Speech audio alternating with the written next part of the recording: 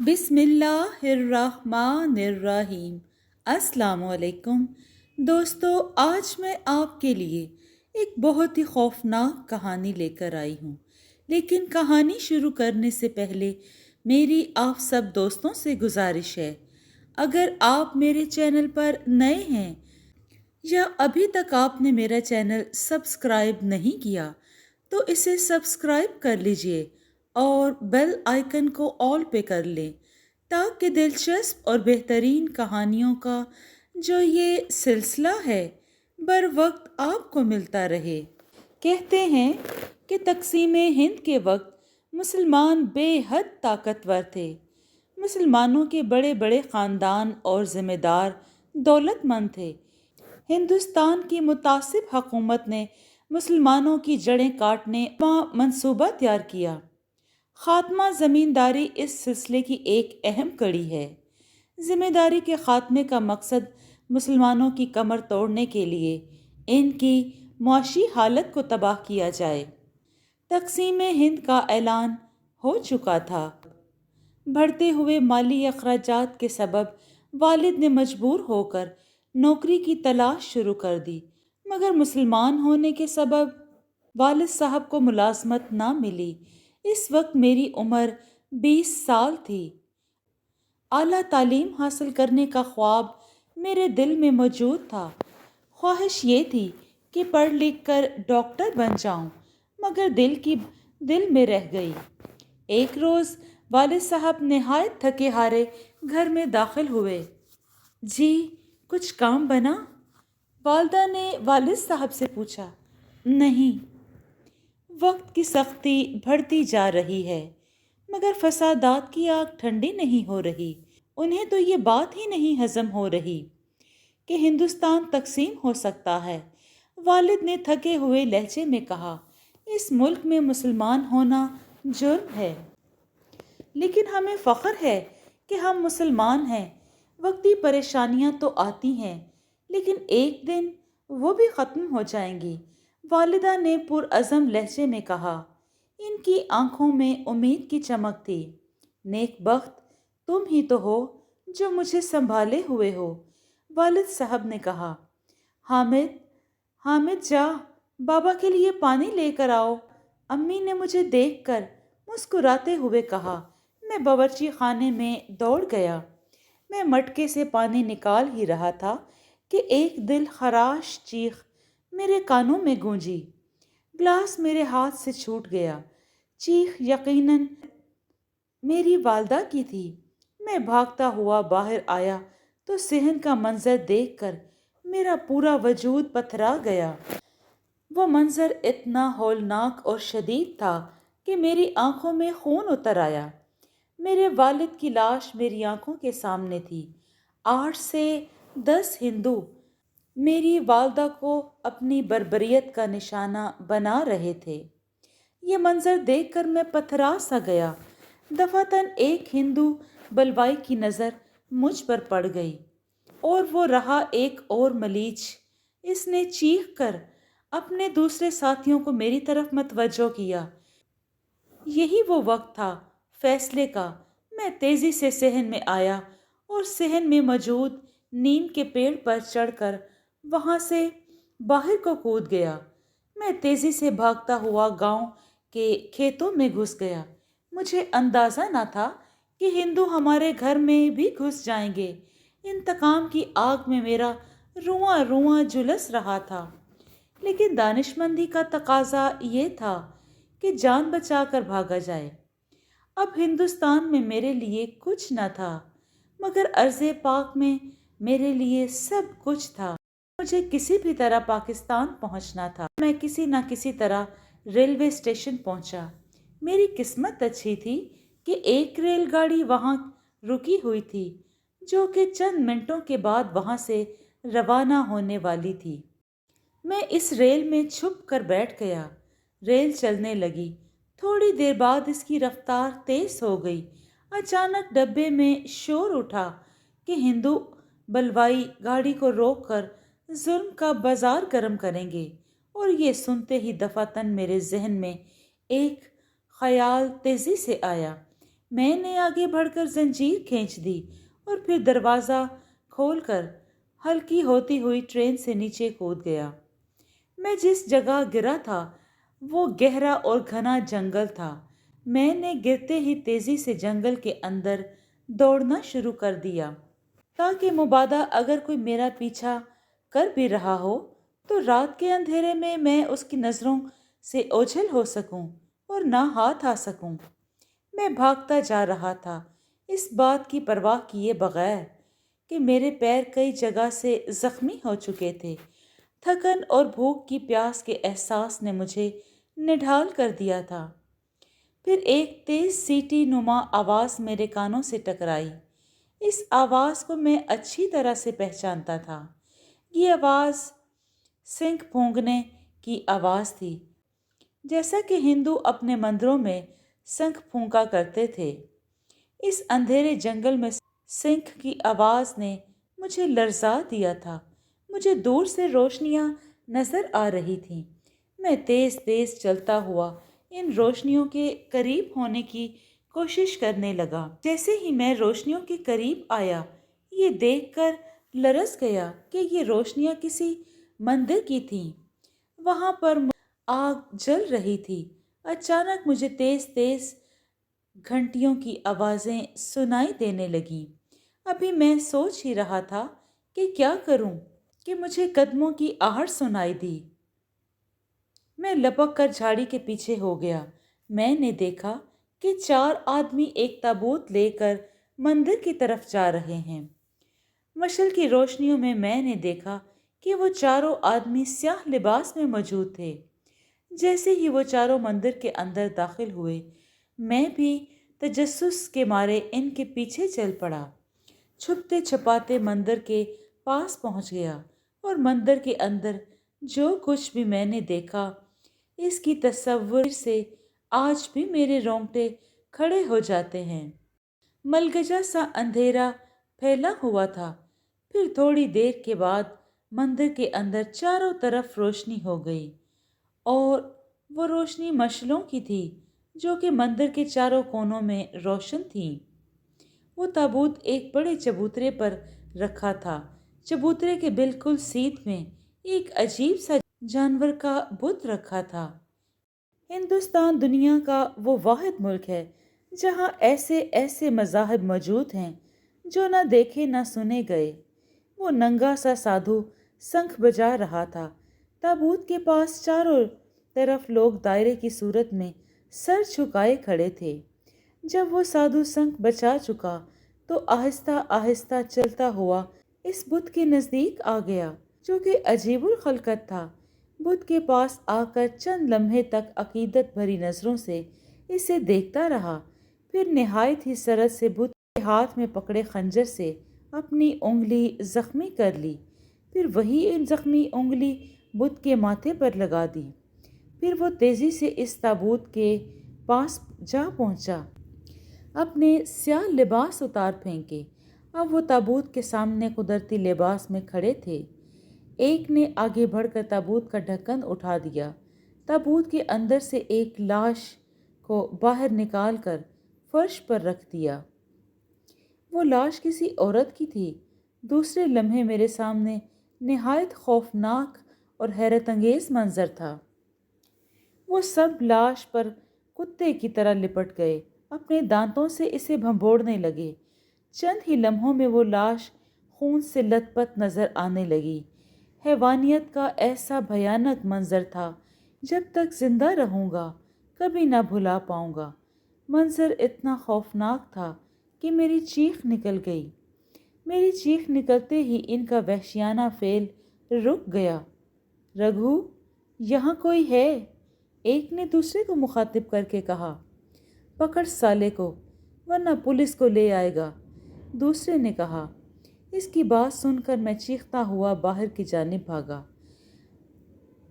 وہ بھی میرے پیچھے پیچھے باہر کی طرف لپکے۔ اب میں جنگل میں مخالف سمت میں جانا شروع کر دیا۔ بھاگتے بھاگتے میرا پیر پھسلا اور میں لڑکھڑا کر گر پڑا۔ درد کی شدت سے ٹیسیں مجھے ہلا کر رکھ دے رہی تھیں، لیکن پکڑے جانے کا خوف ہر خوف پر بھاری تھا، اس لیے میں نے درد کی پرواہ نہ کی اور دوڑتا رہا۔ رات کا اندھیرا گہرا ہو چکا تھا، جنگل بہت خطرناک تھا، میں بہت تھک چکا تھا۔ چلتے چلتے میں ایک ڈھلوان اترنے لگا۔ ڈھلوان جہاں ختم ہوتی تھی وہاں جھاڑیاں تھیں اور چھوٹا سا نالا بہہ رہا تھا۔ میں نالا عبور کرنے لگا تو اچانک جھاڑیوں میں حرکت پیدا ہوئی اور میں وہیں رک گیا۔ جھاڑیوں میں سے جو چیزیں باہر آئیں اسے دیکھ کر خوف سے میرے رونگٹے کھڑے ہو گئے۔ جھاڑیوں سے نکلنے والا ایک شیر تھا۔ جھاڑیوں سے باہر نکل کر اس نے سر اٹھا کر میری طرف دیکھا۔ چند سیکنڈ تک وہ مجھے میری طرف چمکیلی آنکھوں سے دیکھتا رہا، پھر منہ کھول کر جمائی لی اور آگے بڑھ گیا۔ میں نے خدا کا شکر ادا کیا، ورنہ اس وقت میری موت لازمی تھی۔ جیسے ہی میں دوسری طرف پہنچا میرے سامنے ایک طویل جنگل تھا۔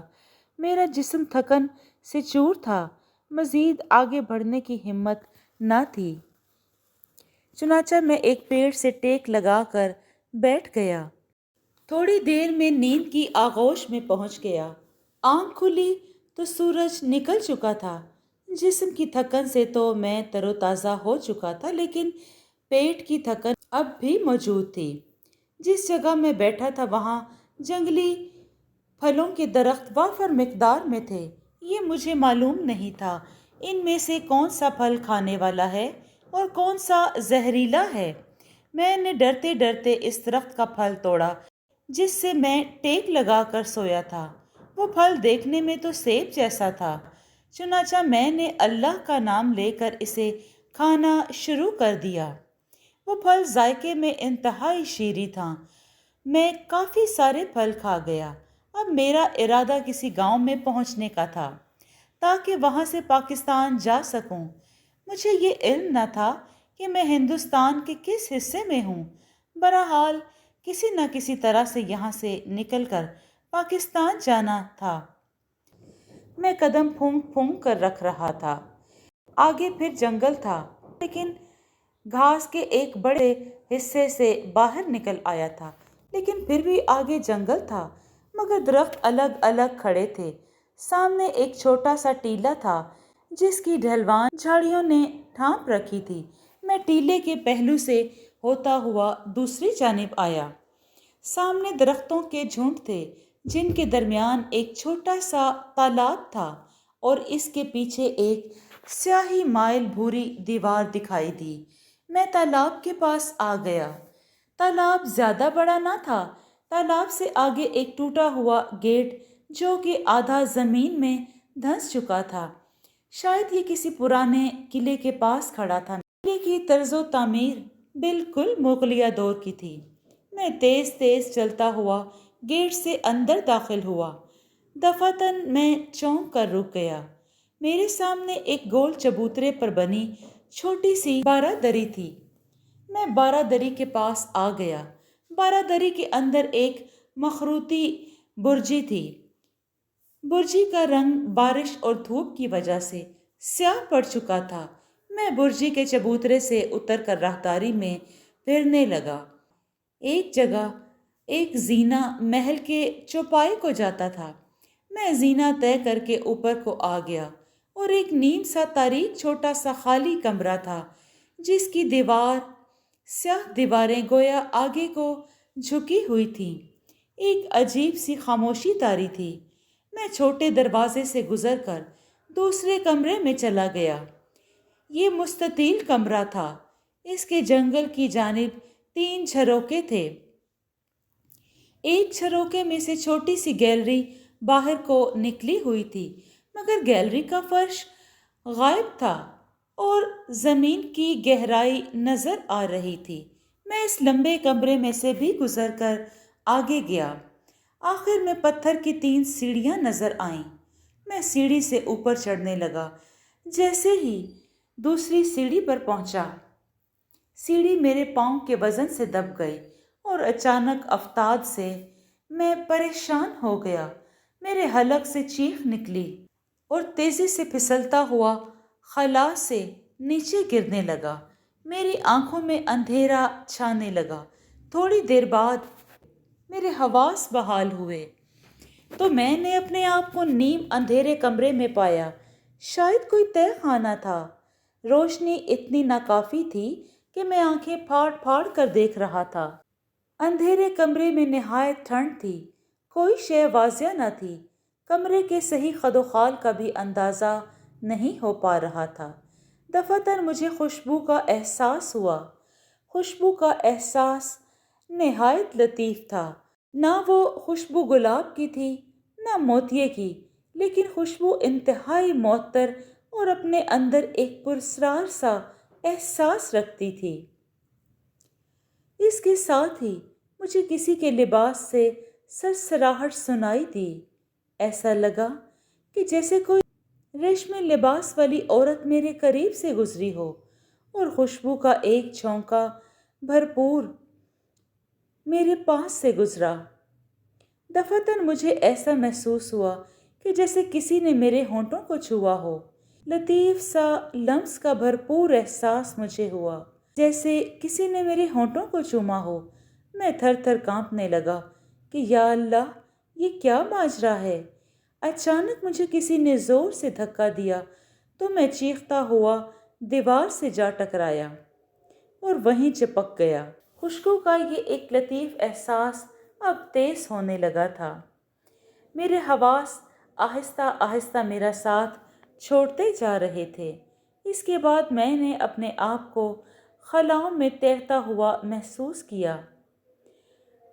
फिर हर एहसास मुंजमद हो गया। भाई उठो, उठ भी जाओ। किसी के झिंझोड़े जाने पर मैं बौखला कर उठ बैठा। मैंने देखा कि एक पथरीली बेंच पर मौजूद एक मुअम्मर आदमी मेरे सामने खड़ा था, जो मुझे हैरान कुन नज़रों से देख रहा था।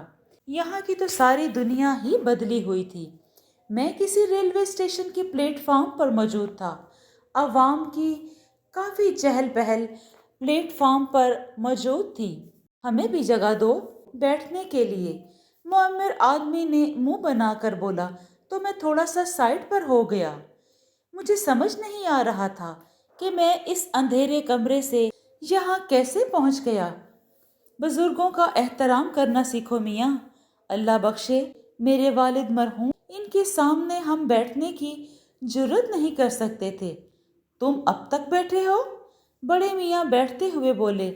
मैंने बगौर इन बड़े मियाँ का जायज़ा लिया। 60-65 साल की उम्र रसीदा बुजुर्ग थे। काली शेरवानी सफ़ेद पजामा में मलबूस थे। रेलवे प्लेटफॉर्म पर आवाम की एक तादाद थी, लेकिन हिंदू लिबास में कोई न था और ना कोई पुलिस वाला नजर आया। अंकल, ये कौन सी जगह है? मैंने बड़े मियाँ से पूछा, जो कि मुझसे लाताल्लुक होकर अपना पानदान खोल रहे थे। मियाँ रस्सी जल गई पर बल नहीं गए। अंग्रेज चले गए, डिक्शनरी छोड़ गए। अंकल से बेहतर था कि उर्दू में मुखातिब करके बोलते। बड़े मियाँ मुंह बना कर बोले। इतनी टेंशन के बावजूद भी मेरी हंसी छूट गई। बहुत ज़्यादा बेअदब हो तुम। मियाँ, बुजुर्गों से बात करने का सलीका नहीं आता है? वो सीख पा होकर बोले। अच्छा अच्छा चचा जान, मुझे माफ़ कर दें। ये बताएं कौन सी जगह है? मैंने मुस्कुरा कर पूछा। मियाँ, ये कैंट है, कराची, पाकिस्तान। इतना सुनना था कि मेरा दिल खुशी से उछल पड़ा, लेकिन बड़े मियाँ की बात पर यकीन करने के लिए मैं रेलवे स्टेशन से बाहर निकल आया। वाकई बड़े मियाँ की बात सच थी। ये कराची ही था। कैंट स्टेशन के आसपास का इलाका अब तो काफ़ी आबाद है। बड़े बड़े रोड बन चुके हैं, लेकिन 1950 में ये सब ना था। मैं खुशी से बाहर निकलकर सजदा रेस हो गया। वो पुरस्कार कुव्वत जिसकी भी थी, लेकिन इसने मुझे अर्ज़े पाक में पहुंचा दिया था। 2 दिन मुझे अच्छी तरह से अंदाज़ा हो गया कि ज़िंदगी बग़ैर किसी सहारे के चलाना कितना मुश्किल है। रोशनियों के इस शहर में दूर दूर तक अंधेरा ही अंधेरा था। दिल ही दिल में میں اس اجنبی شہر میں بیگانگی کا احساس لیے نوکری کی تلاش میں مارا مارا پھرتا رہا۔ 2 روز کے بعد میں ایک مزار کے سامنے بیٹھ گیا۔ اس مزار سے ملی ہوئی خیرات سے پیٹ کی آگ بجھائی، لیکن دل میں تھوڑی غیرت اور ضمیر باقی تھا۔ چنانچہ میں نے نوکری کی تلاش شروع کر دی، لیکن جلد ہی مجھے اندازہ ہو گیا کہ اس شہر میں نوکری ملنا آسان کام نہیں ہے۔ اب تو یہ میرا معمول تھا کہ دن بھر ملازمت کی تلاش میں سرگرداں رہتا اور رات کے وقت اسٹیشن پر آ کر تیسرے درجے کے مسافر خانے میں سو جاتا، مگر ملازمت کی کوئی امید نظر نہ آتی۔ اور ایک روز پھر میرے دل میں یہ بات آئی کہ مجھے خودکشی کر لینی چاہیے۔ چنانچہ میں نے طے کر لیا کہ کل اگر کچھ نہ ہوا تو میں مر جاؤں گا۔ دوسری صبح میں نوکری کی تلاش میں نکلا۔ بھوک کے مارے میرا دم نکلا جا رہا تھا، کپڑے بھی میلے ہو رہے تھے۔ دفعتاً میری نظر ایک اخبار پر پڑی جو ایک صاحب پڑھ رہے تھے۔ اس اخبار میں ضرورت والے کالم پر نظر پڑی جس پر ایک کلرک کی ضرورت تھی۔ میں نے پتہ نوٹ کیا اور سیدھا کمپنی کے دفتر جا پہنچا۔ انٹرویو ہوا اور رحمت الہی جوش میں آ گئی اور مجھے 40 روپے ماہوار پر نوکری پر رکھ لیا گیا۔ 40 روپے اس زمانے میں کافی بڑی رقم تھی۔ مجھے ایک سینئر کلرک کے نیچے رہ کر کام کرنا تھا۔ بزرگوار نہایت ہی مہربان آدمی تھے کہ انہوں نے مجھ سے نہایت ہمدردی اور محبت کا برتاؤ کیا اور بے حد اصرار کر کے اپنے ساتھ کھانے میں شریک کر لیا۔ ملازمت کے حصول کے بعد فوری طور پر مکان کی تلاش شروع کر دی، لیکن کرائے اتنے زیادہ تھے کہ میرے لیے بہت مشکل ہو جاتا۔ چنانچہ مجھے کافی عرصے تک مکان نہ مل سکا۔ اس لیے میں نے ایک غریب آبادی میں مکان کی تلاش شروع کی۔ جلد ہی مجھے قبرستان کالونی میں ایک چھوٹا سا مکان مل گیا۔ یہ محلہ قبرستان کالونی اس لیے کہلاتا تھا کہ اس محلے کے وسط میں ایک پرانا قبرستان تھا۔ لوگوں کو اپنی ضروریات پوری کرنے کے لیے اس قبرستان سے گزر کر جانا پڑتا تھا۔ وہ چھوٹا سا مکان بالکل قبرستان کے ساتھ ہی بنا ہوا تھا۔ جاہل اور توہم پرست لوگوں نے اس کے ساتھ عجیب و غریب روایات جوڑ دی تھیں کہ یہ مکان آسیب زدہ ہے۔ آسیب زدگی زیادہ پرانی نہیں، صرف 1 ماہ قبل ہی اس مکان پر پراسرار واقعات رونما ہونا شروع ہو گئے، جس کی بدولت یہ مکان خالی ہو گیا۔ لوگوں کا خیال تھا کہ قبرستان کی روحیں اس مکان میں بسیرا کرنا چاہتی ہیں۔ خیر، وہ مکان میں نے کرائے پر لے لیا۔ مالک مکان بھی خوش تھا۔ چلو مسئلہ حل ہوا۔ اس مکان میں وہ میری پہلی رات تھی۔ مکان کی کھڑکی سے قبرستان صاف دکھائی دیتا تھا۔ میرے پاس لیٹنے کے لیے چارپائی اور چادر تک نہ تھی۔ بہرحال میں اس مکان میں داخل ہوا تو مجھے ایسا لگا کہ گلابوں کی سی مہک میرے ارد گرد پھیل گئی ہو۔ مجھے ایسا لگا کہ جیسے یہ خوشبو میں نے پہلے بھی سونگھی ہو۔ مجھے انتہائی عجیب سا لگا۔ یہ خوشبو کہاں سے آئی؟ میں نے کوئی خیال نہ کیا اور فرش پر ہی لیٹ گیا۔ فرش خاک کی نیند بھی بہت ہی اچھی تھی، ایسی نیند جو کہ مخملی گدوں پر بھی نصیب نہیں ہو سکتی تھی۔ صبح میں آنکھیں ملتا اٹھا آفس جانے کے لیے تیاری کرنے لگا۔ دفعتاً میری نظر کاغذ کے ایک پرزے پر پڑی۔ میں نے اس پرزے کو اٹھایا تو پتہ چلا کہ 10 روپے کا نوٹ تھا۔ 10 روپے اس زمانے کی کافی بڑی رقم تھی۔ بہرحال میں موقع غنیمت جان کر میں نے وہ نوٹ رکھ لیا۔ نوٹ کو بھرپور طریقے سے استعمال کرتے ہوئے میں نے تقریباً ضرورت کی چیزیں خریدیں: چادر، تکیا، مٹی کا تیل، لیمپ وغیرہ، پانی کا گلاس اور ایک سراہی بھی۔ یہ سب خریدنے کے بعد بھی روپیہ بچ گیا۔ رات کے قریب 11 बजे होंगे। गहरी तारीकी छाई थी। छन छन छन की आवाज सुनाई दी, जैसे कोई दोशीज़ा पाजेब पहनकर चल रही हो। आवाज कब्रिस्तान से आ रही थी। मैं तजस्सुस के ज़ेरे असर उठकर इस आवाज के पीछे चल पड़ा। कब्रिस्तान में गहरी तारीकी और सन्नाटा था। आवाज अब भी मेरे कानों में गूंज रही थी। मुझे अपने पास से खुशबू का झोंका सा गुजरता महसूस हुआ। मुझे ऐसा लगा कि किसी ने मेरे बालों को छुआ है। मैं डर कर पीछे हट गया और साथ ही मैंने खनकते हुए कहके की आवाज़ सुनी। ये सब महसूस करके मैं बहुत डर गया और भागता हुआ अपने कमरे में दाखिल हो गया। मुझे समझ नहीं आ रहा था कि क्या चक्कर है। काफ़ी देर तक जागते रहने के बाद मैं सो गया। सुबह सवेरे जब मैं उठा तो मेरी तो हैरत की इंतहा न रही। 10 का एक नया नोट मौजूद था। यकीनन किसी शख्स की यह हरकत थी जो मुझे परेशान करना चाहता था। मेरे ख्याल में मेरी गैर मौजूदगी में किसी ने वो नोट वहाँ रख दिया था मेरे लिए। ये बात बाइसे हैरत थी। एक अजनबी शहर में अपने भी बेगाने होते हैं। कौन इतनी रात को दूसरे की मदद करने आएगा।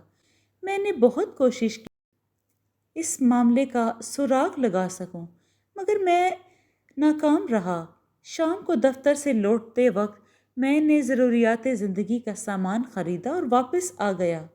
अब हर रोज़ मुझे सुबह एक 10 का नोट मिल जाता। मैं रातों को जाग कर भी इस राज को मालूम करने की कोशिश की, मगर नाकाम रहा। चुनाचा मैंने सही लाहासिल छोड़कर इस नेमत से फैज़याब होना शुरू कर दिया। चंद ही दिनों में मेरे ठाठ ही बदल गए। दफ्तर वाले हैरान थे कि ये क्या माजरा है। वाकई मकान के इस आसेब ने मेरी ज़िंदगी बदल दी थी। मोहल्ले वाले भी हैरान थे कि इस आसेब ज़दा मकान में कोई शख्स इतने दिन कैसे रह सकता है। इस रोज़ के बाद मुझे ऐसा लगा कि कोई गैर मरई मखलूक मेरे साथ है। खुशबू का हल्का हल्का सा एहसास मुझे हर वक्त मुअत्तर किए रखता। मैं जहाँ जहाँ जाता खुशबू हर वक्त मेरे साथ रहती। न जाने वो कौन सी मखलूक थी जिसका साया हर वक्त मेरे साथ रहता। नोटों की आमद रोज़ की तरह जारी रही थी। एक रात में पहले की तरह तमाम चीज़ों का जायज़ा लेने के बाद बिस्तर पर दराज हो गया। नींद कोसों दूर थी। चंद ही मिनट गुजरे होंगे कि मुझे बिस्तर पर दराज हुए कुछ ही देर गुजरी होगी कि मेरे कानों में छन छन की आवाज़ गूंजी। मुझे ऐसा महसूस हुआ कि मुझे किसी ने अपने हाथों की चूड़ियाँ खनका कर मतवज्जो किया है। फिर दूसरे ही लम्हे मुझे ऐसा महसूस हुआ कि जैसे किसी ने अपने हाथों की चूड़ियाँ खनखना कर मुझे अपनी तरफ मतवज्जा किया हो। दूसरे ही लम्हे ऐसा लगा कि जैसे किसी ने मेरे तकिए को छुआ हो। मैं समझ गया मेरे इस नादीदा हमदर्द ने नोट तकिए के नीचे रख दिया है। जिंदगी में पहली मर्तबा किसी गैर मरई वजूद को इतने करीब से महसूस किया था। डर से मेरा हलक खुश्क हो गया। पसीने की नन्ही नन्ही बूंदें मेरे माथे पर महसूस हो रही थी। कौन हो तुम? कौन हो? सामने आओ। जवाब में एक नकरई कह कहा मेरे कानों में गूंज गया। मेरे सारे मसामों से पसीना निकल रहा था। मैं हामिद अली खान ये इतराफ़ करता हूँ कि मैं इस वक्त बहुत ज़्यादा डर गया था।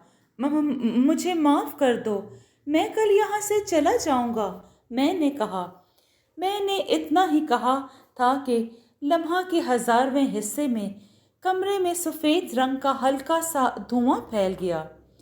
इसी लम्हे मुझे एक सफ़ेद पैकर की झलक दिखाई दी। वो सफ़ेद पैकर रोशनी के ज़र्रात में मुनक़सिम होता रहा। रोशनी से एक इंतहाई खूबसूरत वजूद निकला, या यूं कह लें कि उस रोशनी से ज़ाहिर हुआ। वो इंतहाई खूबसूरत थी। इसकी आंखों में बला की चमक थी, चेहरे पर बेपनाह रौनक थी। میں شاعر تو نہیں، نہ مجھے شاعری آتی ہے، بلکہ مجھے ایسا لگا کہ جیسے سنہری اور کاسنی رنگت نے مل کر دوشیزہ کا روپ لے لیا۔ یوں لگ رہا تھا کہ جیسے 14ویں کا چاند اس کے چہرے پر چمک رہا ہو۔ اس کا جسم انتہائی خوبصورت اور لوچدار تھا۔ اس میں رنائی بھی تھی، اس میں بھڑکتے ہوئے جذبات بھی تھے، معصومیت بھی تھی، غرض کہ ہر رنائی اس میں موجود تھی۔ ماشاء اللہ، میرے منہ سے از خود نکل گیا۔ اس نے شرما کر سر جھکا لیا۔ کون ہو تم؟ میں قلعے کی آتما ہوں، میرا نام اوشا ہے۔ وہ مسکرا کر بولی۔ قلعے کی آتما؟ میں نے حیرت سے کہا، ہاں، جب تم پہلی بار اس قلعہ میں داخل ہوئے تھے جو کہ جنگل میں ہے، تمہیں داخل ہوتا دیکھ کر تم مجھے بہت اچھے لگے۔ میرے دل میں تمہارے لیے پریم کا احساس اسی وقت جاگ گیا تھا۔ اچھا، تو وہ آپ تھیں جس نے مجھے پریشانیوں سے بچایا، لیکن اتنے دن میری مدد کیوں نہ کی؟ میں نے تمہاری ہر لمحہ مدد کی، مگر تم ہو کون؟ میں نے پھر ذرا حوصلے سے پوچھا۔ میں ایک مظلوم آتما ہوں، ایک وحشی درندہ جو میری دولت کا بھوکا تھا۔ وہ میرا چچا تھا۔ اس نے زبردستی میری دولت چھپا لی اور میری معصومیت کو بھی داغدار کر دیا۔ میرے دل میں بھی خواب تھے، ارمان تھے کہ میں کسی کی دلہن بنوں، لیکن عزت کے چلے جانے کے بعد میں نے خودکشی کر لی۔ میں نہیں چاہتی تھی کہ کلنک کا ٹیکا بن کر دنیا میں رہوں۔ میں نے اپنے چچا سے بدلہ لیا اور اتنی بھیانک موت مارا کہ بس۔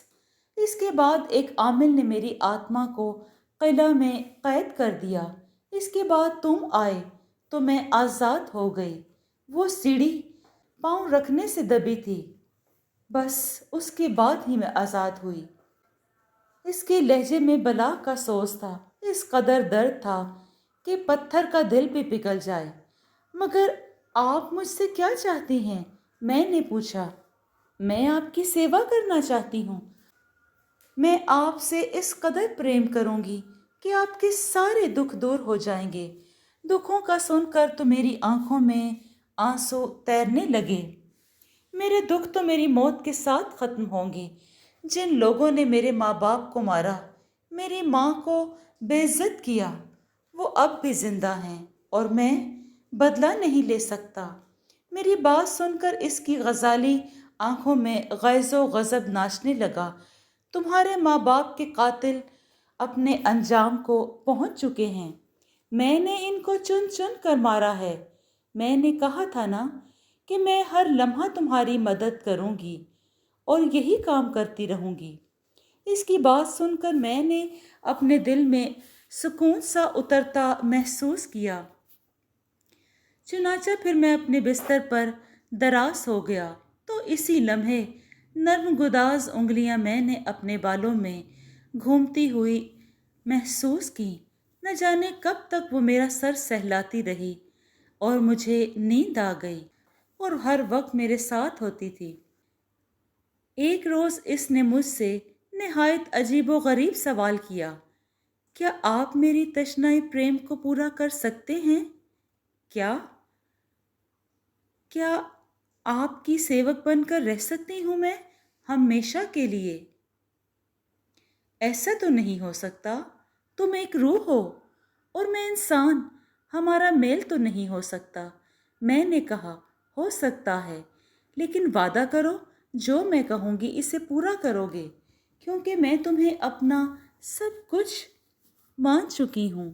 میں وعدہ کرتا ہوں، میں نے شدت جذبات سے مغلوب ہو کر کہا۔ میری بات سن کر وہ مسکرائی اور بولی، اگر تم نے وعدہ توڑا تو میں چلی جاؤں گی ہمیشہ کے لیے۔ میں وعدہ کرتا ہوں، محبت کی منزلوں کو کر رہوں گا۔ میں نے جذباتی لہجے میں بولا۔ میں اس وقت جذباتی تھا اور جذباتی لہجے میں اس کو جواب دیا، تو تمہیں مرنا ہوگا تاکہ تم بھی میری طرح ہو جاؤ۔ وہ عجیب لہجے میں بولی۔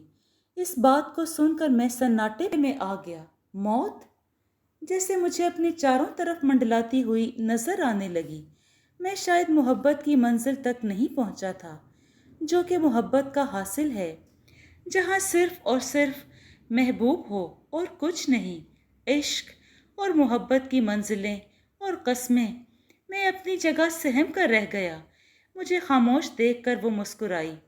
وہ مسکراہٹ انتہائی پھیکی تھی۔ کیا ہوا؟ جواب دو۔ تم ایک روح ہو اور میں زندہ انسان۔ میری محبت اتنی کامل نہیں کہ میں تمہارے لیے مر سکوں۔ میں نے سر جھکائے دھیرے سے کہا۔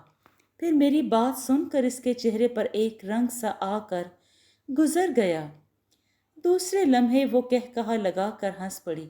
کافی دیر تک وہ ایسے ہی ہنستی رہی۔ ہنستے ہنستے اس کی غزالی آنکھوں سے آنسو گر پڑے۔ میں جانتی تھی کہ ایسا ہی ہوگا۔ میں نے جھوٹ بولا تھا کہ میرے چچا نے مجھے برباد کیا۔ میری ساری داستان جھوٹی تھی۔ جھوٹ بولا، مگر کیوں؟ میں نے کہا۔ یہ کہانی آج سے 400 سال پہلے شروع ہوئی تھی۔ میری شادی راج کمار نیل کنٹھ سے شروع ہوتی ہے۔ وہ مجھ سے بہت پیار کرتا تھا۔ میں خوشی خوشی اس قلعے میں رہنے لگی۔ پھر اس قلعے میں کرمان سنگھ آیا۔ کرمان سنگھ فوج کا سپہ سالار تھا۔ اس جیسا بھرپور مرد میں نے کہیں نہ دیکھا تھا۔ اتنا بانکا، اتنا سجیلا کہ ہر عورت اس کی چوڑی چھاتی میں سمانا فخر محسوس کرتی۔ اس پر بری طرح سے رچ گئی۔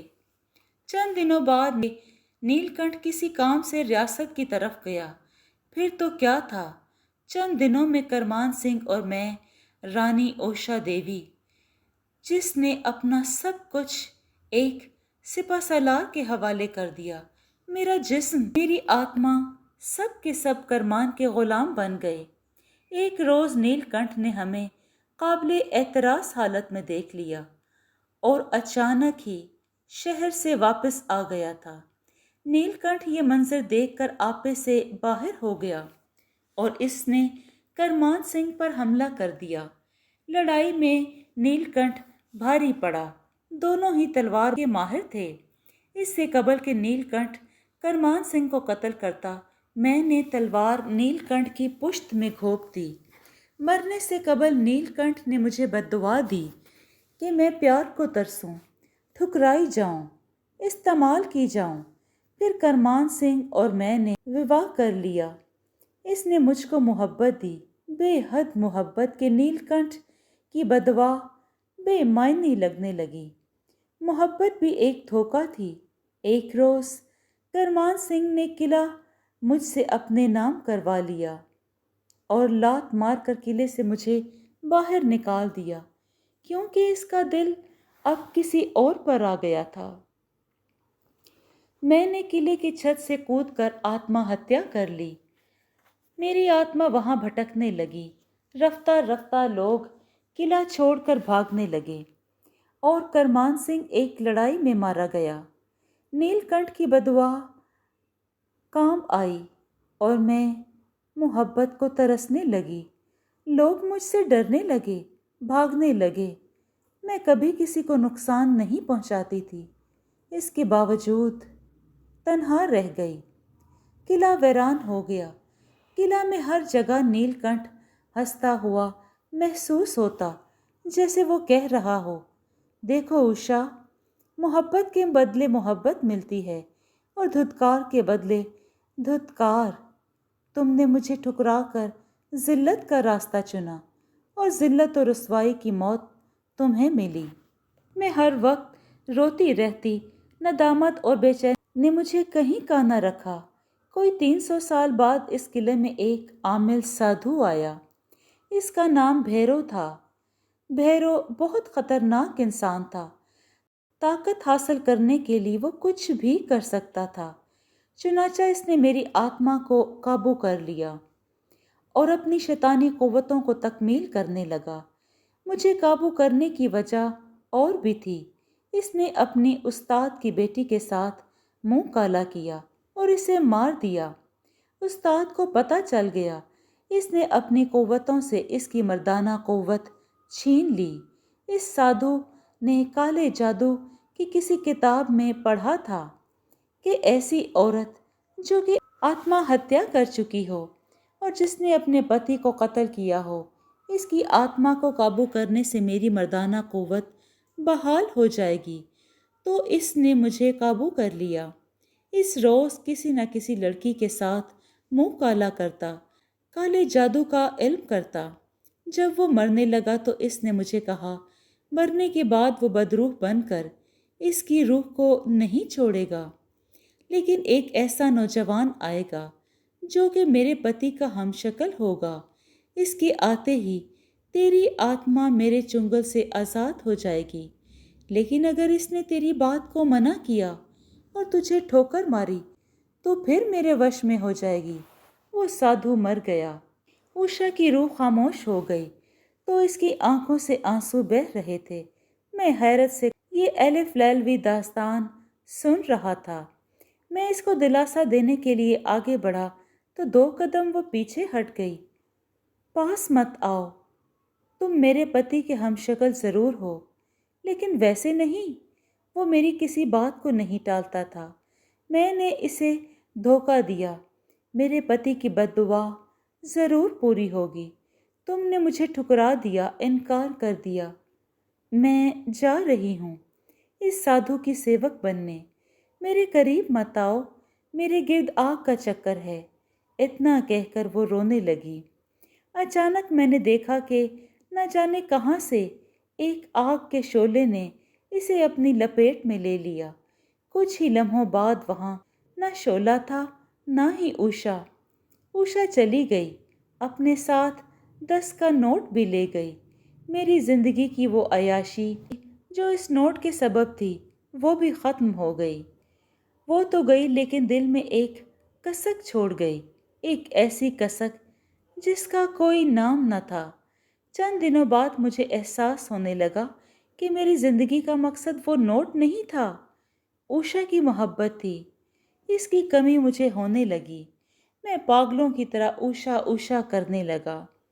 آفس میں بھی کام کرتے ہوئے میرا دل نہ لگتا۔ بالآخر میں نے کام سے جواب دے دیا، لیکن مجھے اس کی پرواہ نہ تھی۔ کراچی کی سڑکوں پر پاگلوں کی طرح پھرنے لگا، اوشا کو ڈھونڈنے لگا، لیکن میرا درد کا مداوا نہ ہو سکا۔ ایک روز میں دیوانوں کی طرح قبرستان میں بیٹھا تھا۔ گھر میں اوشا کے ساتھ میں نے کافی وقت گزارا تھا۔ میرے کپڑے میلے ہو چکے تھے، سر اور داڑھی کے بال بھی کافی بڑھ چکے تھے۔ میں بیٹھا ہوا تھا کہ مجھے فضا میں خوشبو کا ہلکا سا جھونکا محسوس ہوا۔ اس خوشبو کو میں ہزاروں میں پہچان سکتا تھا۔ یہ میری اوشا کی خوشبو تھی۔ میں اٹھ کر پاگلوں کی طرح بھاگا۔ اوشا، اوشا! اندھوں کی طرح یوں پھانکتے ہوئے میں ایک کھلی ہوئی قبر میں جا گرا۔ میں نے اٹھنے کی کوشش کی لیکن اٹھ نہ سکا۔ مجھے ایسا لگا کسی نے مجھے دبوچ لیا۔ گرفت سخت تھی۔ خوف سے میرا جسم پسینہ اگلنے لگا۔ کون ہے؟ حلق سے سہمی ہوئی آواز نکلی۔ تم بغیر اجازت میری قبر میں کیسے آئے؟ ایک سخت کھردری آواز میری سماعت سے ٹکرائی۔ غلطی سے اوشا کی خوشبو آئی تھی۔ مجھے معاف کر دو، میں نے کھگیاتے ہوئے کہا۔ اوہ، عاشق ہو؟ وہ بھی ایک روح کے؟ ایک طنزیہ آواز میرے کانوں سے ٹکرائی۔ تم کیسے جانتے ہو؟ میں نے ڈرتے ڈرتے پوچھا۔ ہم سب جانتے ہیں، ایک کہا کانوں سے ٹکرایا۔ اگر سب جانتے ہو تو میری مدد کرو، مجھے اوشا لا دو۔ تم نے بھی تو محبت کی ہوگی، تمہیں اس محبت کی قسم، میں نے منت سماجت کرتے ہوئے کہا۔ جواب میں نے ہلکا سا کہکا سنا، پھر آواز آئی، محبت ہے بہت فضول چیز، نکمے لوگ جن کے پاس کوئی کام نہیں ہوتا وہ محبت کر بیٹھتے ہیں۔ میں تمہاری مدد کروں گا ضرور، کیونکہ میں بھی نکما ہوں۔ زندہ تھا जब तो बेचैन था, मौत के बाद और बेचैन हूँ। शुक्रिया, मैंने कब्र में सीधे होकर बैठते हुए कहा। तुम इस कब्र से निकलोगे तो हिंदुस्तान पहुंच चुके होगे। मैं तुमको इसी जंगल में भेज दूंगा जहां ये दास्तान शुरू हुई थी। इस किला से थोड़ा दूर काली का मंदिर है। इस मंदिर के नीचे एक कुआं है। इस कुएं में वो कैद है। इस मंदिर की हिफाजत कई बदरूहें कर रही हैं। और अब जाओ, दफा हो जाओ, दोबारा मत आना। मैं इसका शुक्रिया भी अदा करना चाहता था कि मुझे जोरदार झटका लगा और मैं उछलकर कब्र से बाहर आ पड़ा। मेरे सामने वही जंगल था। सूरज ढल रहा था। मैं आगे बढ़ने लगा। मेरे दिल में ख्याल ही इंतहाई वहशतनाक था। मैं भैरों की बदरूह से उषा को आज़ाद करवाने के लिए बदरूहों से मुकाबला करने निकला था। जंगल निहायत ही घना और तारीक था। दरख्तों के दरमियान आगे चलने का रास्ता बना हुआ था। वहाँ से बाहर निकल आया। सामने एक मैदान था जिसके दाएं बाएं टिंड मुंड दरख्तों की लंबी कतारें थीं। थोड़े से फासले पर एक काले रंग की इमारत खड़ी थी। ये वही मंदिर था जो कि काली का मंदिर कहलाता था। मंदिर का दरवाज़ा देखकर ऐसा लगता था कि एक बहुत बड़ा अस्तहा मुंह फाड़े खड़ा हो। यहाँ मेरी उषा कैद है। मैं जैसे आगे बढ़ा, मुझे एक तेज झटका फुंकार की आवाज़ सुनाई दी। मैंने देखा कि मुझसे चंद कदमों के फासले पर एक बहुत मोटा सांप अपनी दो शाखा जुबान निकाले मेरी तरफ ही देख रहा था। सांप की आंखों से सुर्ख रोशनी फूट रही थी और वो झूम भी रहा था।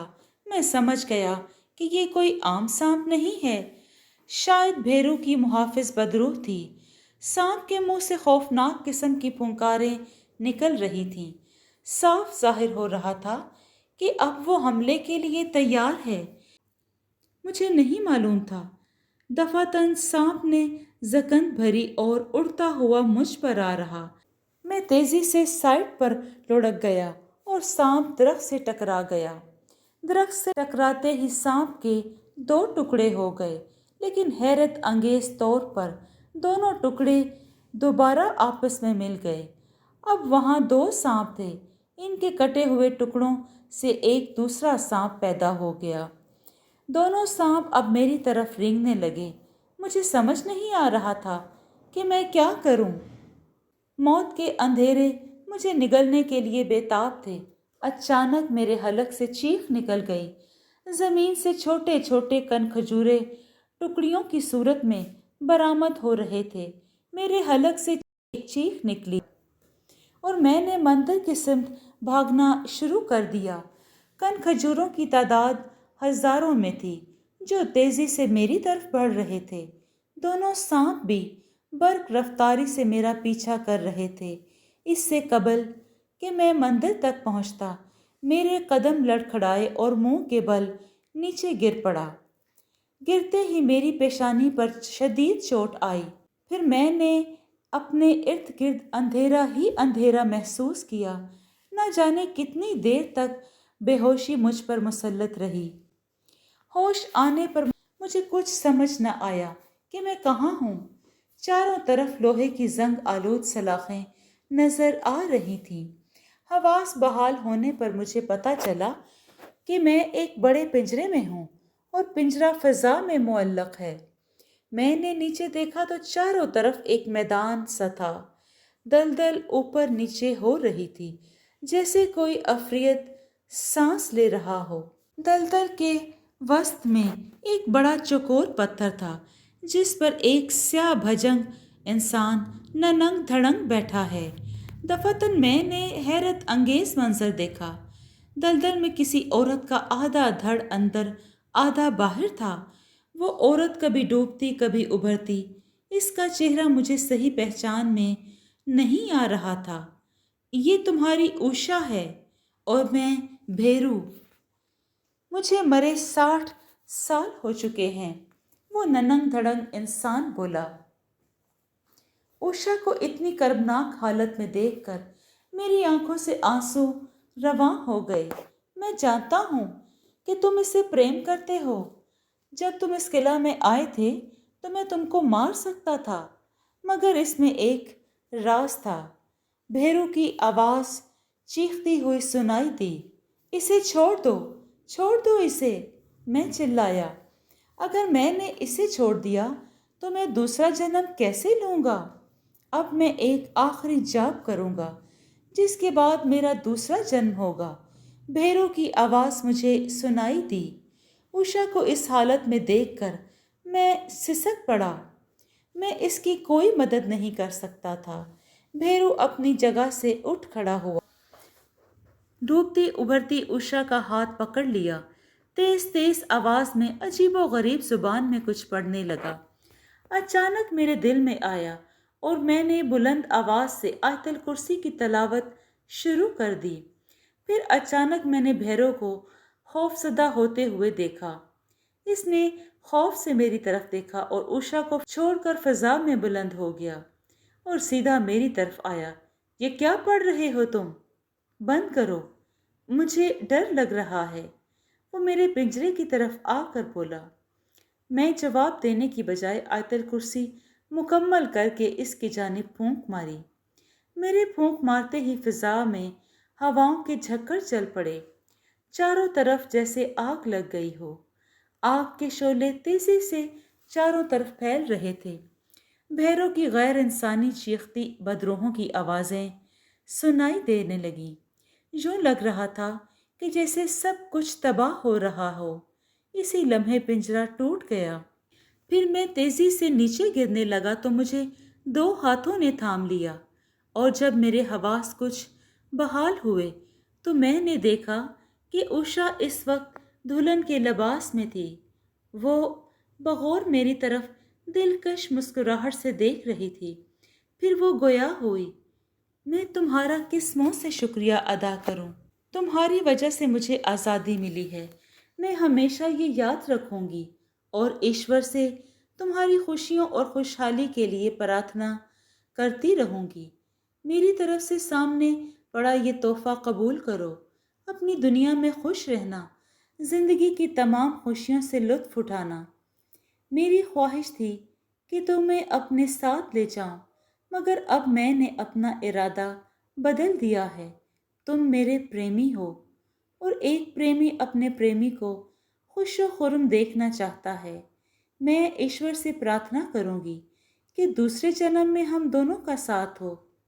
अच्छा, अब मैं चलती हूँ। और फिर इसके गिर्द गाढ़ा गाढ़ा सफ़ेद धुआं फैलने लगा। इसके बाद जब धुआं छटा तो इस जगह से उषा गायब थी। इस वक्त मैं अपना दिल पकड़कर फर्श पर बैठ गया। मेरी आंखों से आंसू बहने लगे। मैं सिसकता रहा, बिलखता रहा। कई घंटे मैं इसी हालत में बैठा रहा। काफ़ी देर बाद जब मेरा गम कुछ हल्का हुआ तो मैंने अपने करीब पड़ी हुई पोटली पर नज़र डाली।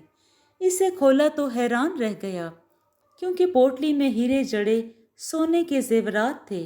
मैं तमाम जेवरात को उलट पलट कर देखता रहा। फिर अचानक मेरे दिल में आया कि कहीं कोई आ गया तो। मैंने पोटली बांधी और बगल में दबाते हुए वहां से निकल पड़ा। मेरे दिन पलट गए और मैं तरक्की करता चला गया। शादी हुई। शादी के बाद अल्लाह ने 2 बेटे और 1 बेटी से नवाजा, मगर कोई ऐसा दिन नहीं कि जब मुझे उषा की याद ना आती हो। जब इसकी याद आती है तो मैं इसकी यादों में बस खो सा जाता हूँ और इसके लिए दिल से दुआएं निकलती रहती हैं। जी दोस्तों, आपको ये कहानी कैसी लगी? अगर आपको ये कहानी पसंद आई है तो इसको लाइक और शेयर कीजिए और कमेंट में अपनी राय का इजहार ज़रूर करें। खुश रहें, अपना और अपनों का बहुत सा ख्याल रखें। शुक्रिया।